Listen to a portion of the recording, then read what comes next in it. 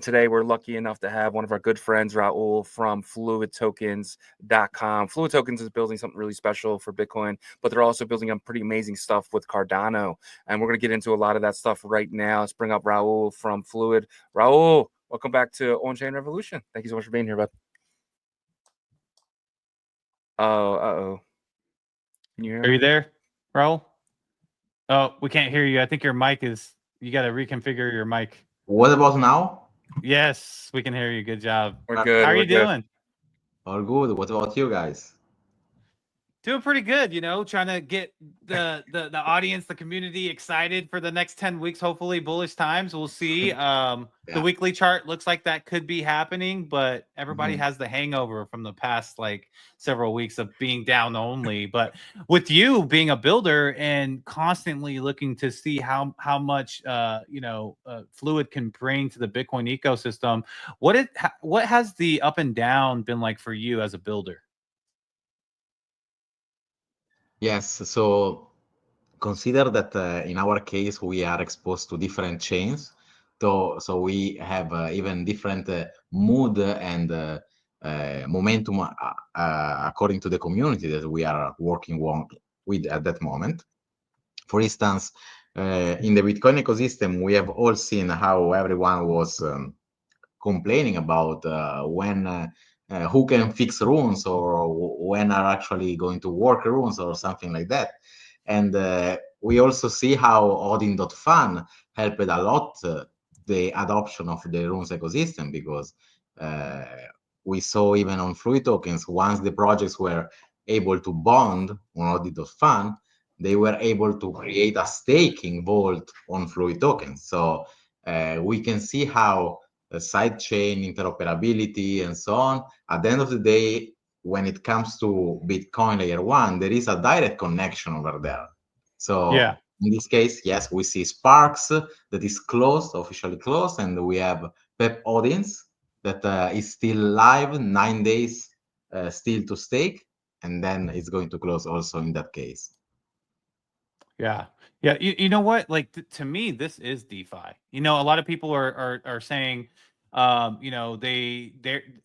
not a lot of people, but there's a certain group of people that are still kind of like, it's trust minimized. But when you break down the technicals of how Bitcoin is, you can never get completely trustless. It's just not how Bitcoin was created. We're not there. And so to me, leveraging something like ICP's tech stack, to be able to create activity and volume for runes, and then taking the runes back to Bitcoin to be able to do DeFi stuff with you guys is amazing. I think that's a huge actual accomplishment that needs to be more recognized. Let me ask you this. Is there a way to possibly also have the staking on that layer that Odin.fun has, so where maybe like some of the ICP people could like want to stake there? I know it's a different tech stack, but is that something that's possible? Yes, actually. Ideally, you could. Odin.fun works with account abstraction, right? So I'm able to control my assets that are on another chain without leaving my wallet. So this is the basic concept. And in the same way that you interact with the Odin.fun, and now I think that I don't know if it's live yet or not. They are going to launch even a DEX on ICP for the runes that are there. And in the same way, you could even actually have staking over there. So you control everything with your Bitcoin wallet, but you are actually locking on ICP until a certain date in exchange of rewards. And considering that you have smart contracts over there, you could even have a flexible staking. Like if you give up before, you give up completely your rewards, something like that.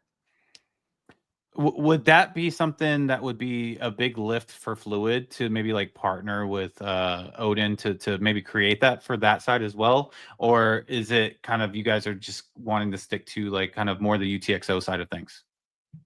Right now, we are checking not just the UTXO side of things, but what possible layer 2s could be an option for this case. We are checking ICP. It's not a priority right now. However, as you know, we are working on some layer 2s right now. Gotcha. Go ahead, Shizzy. Yeah, So, what we've seen lately is a lot of reposts and stuff like that, talking about potentially stacks.btc. I'm just curious if there's any alpha that potentially you can give us. Fluidtokens reposted stacks, right? Like we saw recently, you guys had like a promotional thing with them as well. Could you talk about anything you guys potentially doing with stacks?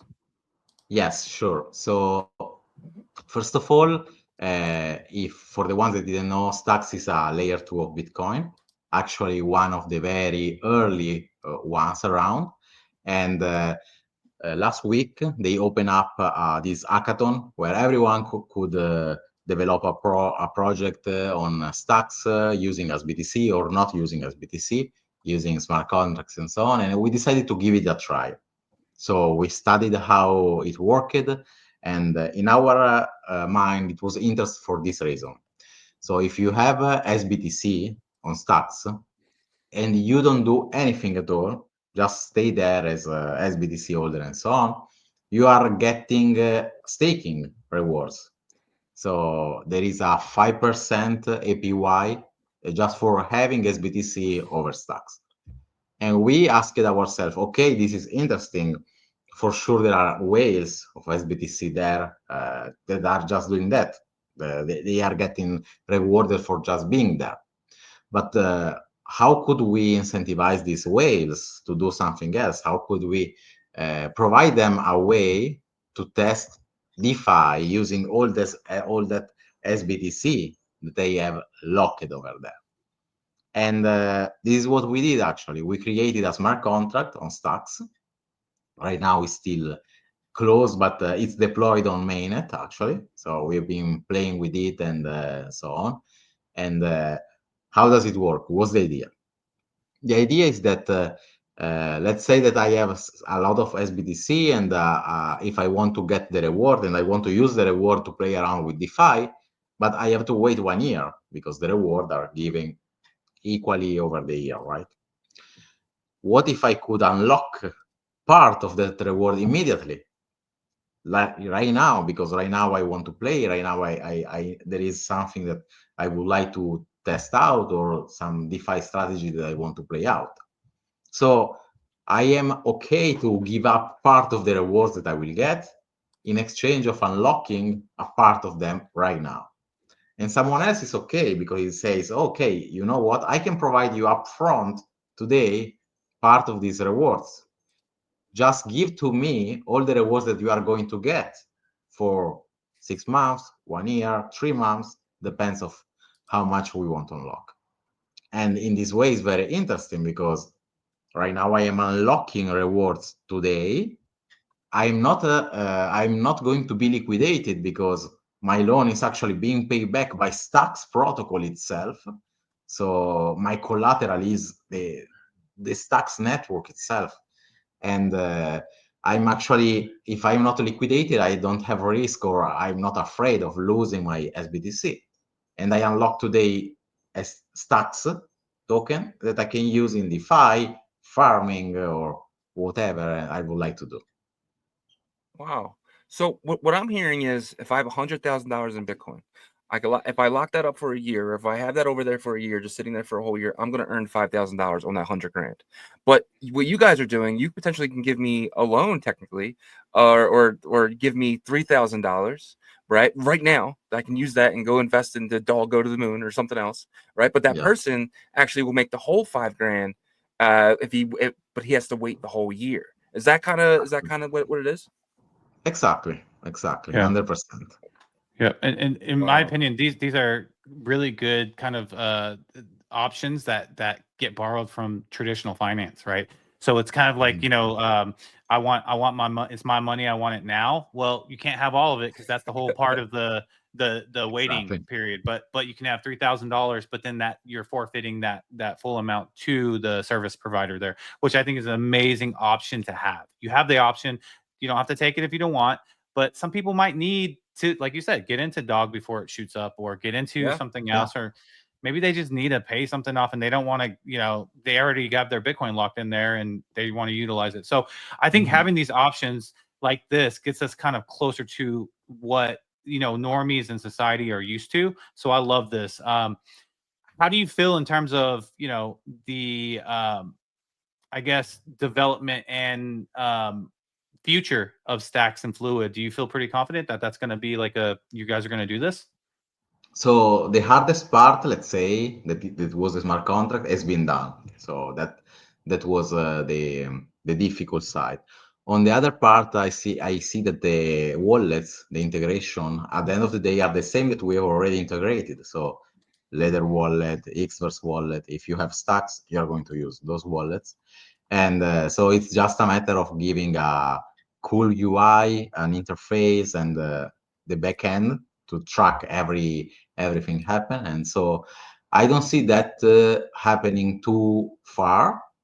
I would say confident that maybe before the end of Q2 it could be live directly on mine.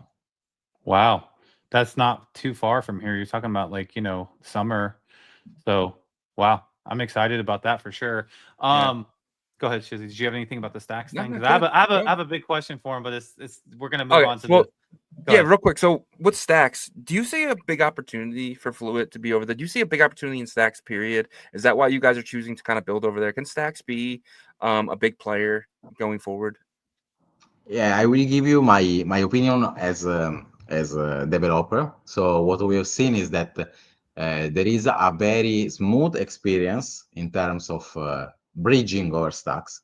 When you have your sBTC, also we have seen how fast they fill up their target of sBTC when they open the gates for migrating.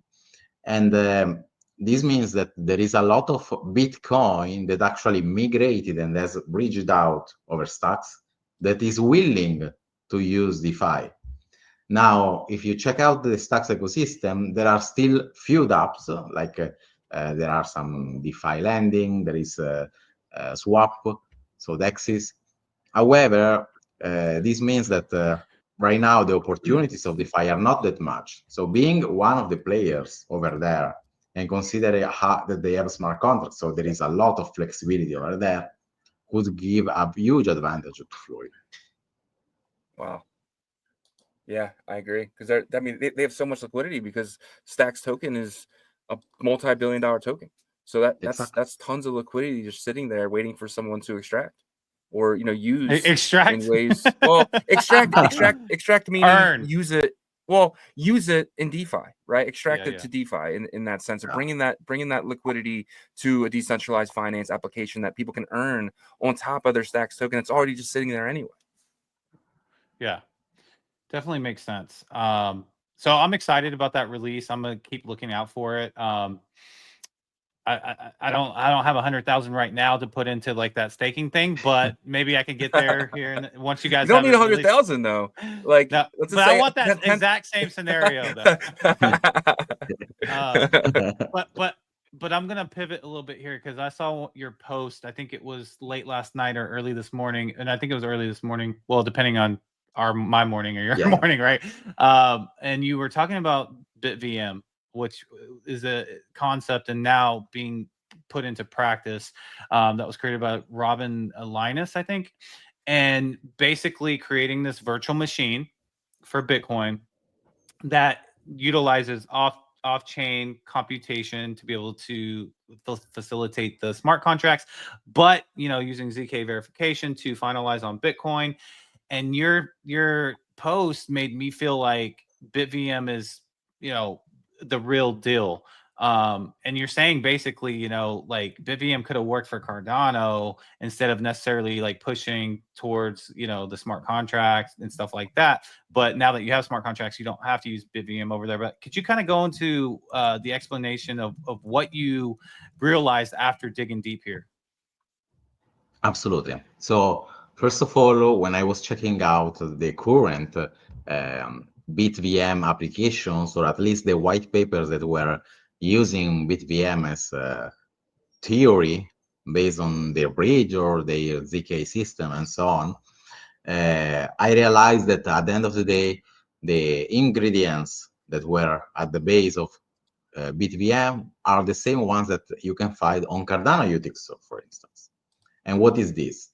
is the deterministic nature of the blockchain of UTXO in Bitcoin, and you have it also on Cardano. What does it mean? It means that this is actually interesting because we already use it on Fluid for the lending, so we don't have oracles in that case, and we could say that the lending on Fluid is a very small case of BitVM, because if you remember how it works, we are able to agree on terms, the loan, the repayment, and so on, without propagating on-chain debt until everything is settled. So until all the possible scenarios are decided. And BitVM works exactly in this way. Imagine that me and Shizi are playing tic-tac-toe, okay? Mm-hmm. So we have to presign every possible move that we are going to do. So it's a lot of signatures going there, okay? Mm-hmm. So we are going to sign every possible scenario that we could go there, and step by step, signature by signature, propagating by propagating, we will go. Shizi will decide his move, I will decide my move, and at the end of the day, only one address will succeed, will be the final one, and that one final will determine who of us is going to get the reward in this case, who was the winner, because all the logic is going to be there. And it's interesting because we are going to sign every transaction and everything without that still be on chain. So we decide to propagate only once we decide what's the move. And that's the nature of Bitcoin. That's interesting. And that's what you have when you can calculate the fees and the transaction hash before submitting transactions. So all this nature is also available on Cardano. And in my opinion, it could be very interesting because it means that you could actually replicate the same thing that you are doing on Bitcoin in the very same way, step by step on Cardano. And if you do it on Bitcoin and you do it on Cardano you could even add smart contracts to simplify all these steps. So you could leave a signature on two chains as of proof that you did something. And this could be very interesting to make the bridge communicate on both sides. Yeah. Yeah, that's amazing. And so what it sounded like to me is basically through Bitcoin script, you can write a process of, okay, every scenario that could be done in this agreement, but they they go through the step by step, and they're all logic, but they're written kind of separately. And then in the end, through the entire process, you determined who gets what and who gets what in the end for the final address. Is that correct? Exactly. Got it. Exactly. Yeah, so the Indeed. final address would receive like the ordinal, and then the receiver would obviously get the Bitcoin for that sale or something. So that's amazing. And so another thing too, really quick, is I remember you saying that, like, Cardano realized that using off-chain oracles wasn't that big of a deal in the end, right? Like, you guys ended up diving into that and saying, okay, we're going to use off-chain oracles for our smart contracts and our logic and all that, or for the pricing and all that stuff, right? So I bring that up because I feel like finally the developers on Bitcoin are saying, completely trustless is impossible, which I feel like they're smart, so they should have just accepted that a long time ago. But it might not be the developers; it might just be these people like me that act like they know what they're talking about, right? But the whole point that I'm making is that Bitcoin seems to kind of go towards that, saying, "Hey, look, if the off-chain indexer, or the off-chain computation is developed and into, it can be audited and all that stuff to make sure it's not compromised and stuff." Do you think that's how we're going to end up really growing our DeFi here on Bitcoin, is relying on that solely? I think that there are different possible paths in this case, because we have been speaking, for instance, close to the script developers of BSV, and what they would like, and actually that would be perfect. Like, the perfect scenario would be OPCAT tomorrow. That would allow so many things directly on chain, and we would see. I'm not saying that we will see AMM on day one, but we would see probably way smoother tokens protocols and even ZK verification directly on chain without all the steps of BitVM. So that's one thing. On the other hand, I think that once we are not just talking about just users on the Bitcoin side, but we have institutionals or important players in game. Once they are, for instance, the signature that is providing the Oracle provider or so on, and maybe they are not the only one, you can at that point having some kind of permissioned DeFi where the ones that give the feed, for instance, for an Oracle, they have a stake in play. So if they give a bad feed, it's their reputation on stake. Maybe it's even their money on stake. So we are okay with using that because there is a reputation or something behind that feed. Yeah. Yeah. They would. It wouldn't be worth it. There's too much to lose, basically, is what you're saying, for them to mess up. And Exactly. and yeah, gotcha. Yeah, man. So you guys are building on Cardano. You're building on Bitcoin. You're potentially building on Arch. Potentially building on Stacks. Potentially building on ICP. Then we realized there's a thing called Aquarium, right? That kind of maybe ties potentially everything together. Could you talk about that just for a minute or two? Exactly. So the main issue that we saw once we wanted to do account abstraction, so making users on Bitcoin, user any other network, so EVM or Cardano in this case, was that Cardano needs Cardano wallets, okay, and Bitcoin users have Bitcoin wallets. So how could we help to communicate this thing? And in the same way that ICP is using Bitcoin signatures to handle stuff, we can do it on Cardano. And to make it way easier, we need someone that is listening for these Bitcoin users and translating them to a Cardano transaction, allowing them to perform swaps, to mint tokens, and so on. So what Aquarium is actually a cool thing on Cardano because allow automatic transactions. That's the very basic function that I'm really looking forward. So I would like to schedule a weekly payment, a monthly payment to someone, to an address, and I can set it up once a year and forget about it. Or I can even submit a Bitcoin signet transaction on Cardano network and propagate it. So I don't need to download a new wallet now. I can just use my Ledger wallet, Xverse, and so on, and use Play Cardano DeFi. Wow. Yeah, that's incredible. So you're basically just using that one wallet, but your the Aquarium in the back end is doing everything for you. Especially on what I want. For me, I use my Xverse wallet and I could do transactions on Cardano, right? So I'll just send it to that wallet. So it works as kind of like a smart wallet on Aquarium, and like I don't have to do no depositing, nothing like that, right? It'll just kind of work for me as I'm going. Exactly. Amazing. And in the future, will Stacks and all the other stuff kind of be pushed into Aquarium as well? I think that it's possible. Stacks has the primitives in order to allow it. I think that they are pushing towards also that direction. So there will be different teams working on that, and I don't see it that far. Also, I think that the advantage that Stacks could have is that they already have the bridge for runes and Bitcoin to go directly on Stacks. So, and you can, and this is something that I realized lately. On Stacks, you can even pay your fees with Bitcoin itself. So if you don't have a Stacks tokens, you can still perform a transaction. Gotcha.